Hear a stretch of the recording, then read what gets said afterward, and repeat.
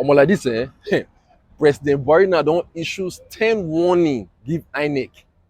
This video wey I wan show now so now for 2019 now he issue this warning give inec. So I dey bring this video based on say man all the mago and the one wey dey hear say inec the plan do for 2023 election make dem know say presido don first issue warning down give them before. So abeg you wey dey watch this video so abeg make sure say you share this video until e reach inec oga and make everybody see am, make dem know wetin dey sup for this country. Oya na, una watch the video. No, please sit down. Thank you very much. Your Excellency, the Vice President, the National Chairman of APC, thank you for your aggressive statements. Members of the National Working Committee, Your Excellencies, the governors present here, Senate leader and members of the National Assembly, co-chair Asuwaju Bola Ahmed Tinubu, APC party stalwarts, distinguished ladies and gentlemen. I don't think I should bother you with a long speech. I think the chairman has said it all very clearly. I am very pleased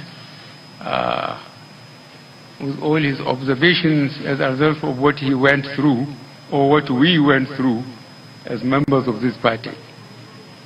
I had to leave my immediate constituency and come back to Abuja immediately because I was told of the decision of INEC about 4:45 in the morning. The way the security and other protocols mobilize people ahead and leave them behind when I'm moving, all the same, I had to just tell them I'm leaving, and I left. And I think my statement at the airport, I think said it all. And I don't want to go into too many details. I told them that INEC has all the time and all the resources they had, they wanted. They didn't have to wait for only 6 hours to cast in the votes to tell us that it was impossible. Definitely, the reasons why such incompetence manifests itself has to be explained to the nation. After the election, we have to know exactly what happened and who is responsible. Otherwise, our efforts, to make sure that this system we voluntarily accept is not making progress. What is the use if we will accept incompetence? The Constitution and the laws protected INEC, but they must not take us for granted. If, for example, the National Assembly refused to approve what INEC wanted, then INEC could have some moral reason why they couldn't perform. If the time constitutionally of election 4 years after was not obeyed by the government and the system, INEC could have a case. But we do not understand why this inefficiency. And we have to go into details after the election to find out who is responsible. I think this much I will say.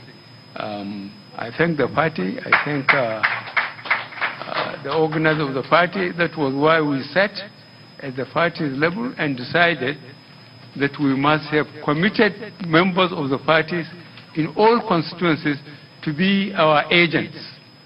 Committed members of the party. I made that appeal to the chairman of the party. We shared it with the vice president, and at the presidential committee, we said it. And that's why, again, we sat down, we worked out the list the party should do for at least 48 hours for our agents, so that they don't depend on anybody. They shouldn't go and say, I'm going to drink water, or I'm going to toilet. We made all those arrangements, and we put it before the governors and the chairman of the party, where we are in charge in the state, where APC the governor.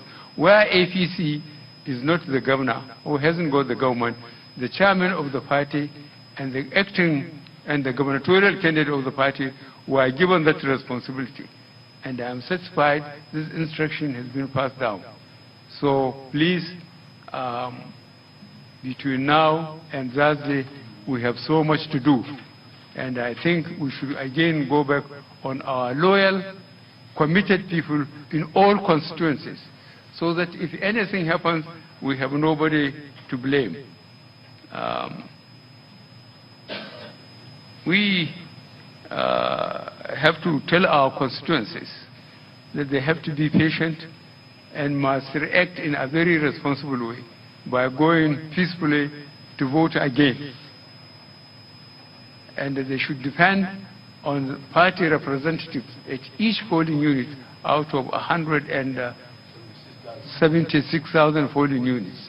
We have all calculated it, and they should be there, those who have been given the responsibility to watch the party's interest. And I do not expect anybody to make any disturbance. I have briefed the law enforcement agencies and the military. They have identified hotspots, flashpoints. They should be prepared to move. They too, we have made as much arrangement as possible and resourceful provided as much as the country can afford it. And that anybody who decides to snatch boxes or lead thugs to disturb it, maybe that's the last lawful action he will take. I really give the military and the police to be ruthless. We are not going to be blamed that we want to rig election. I want Nigerians to be respected. Let them vote whoever they want across the parties. I'm not afraid of that. I have gone through, as you said, the whole 36 states and Abuja. I went round. I think I have got enough supporters across the country to look after me. So I am going to warn anybody who thinks he has enough influence in his locality to lead a body of thugs to snatch boxes or to disturb the voting system. He will do it at the expense of his own life. Thank you very much.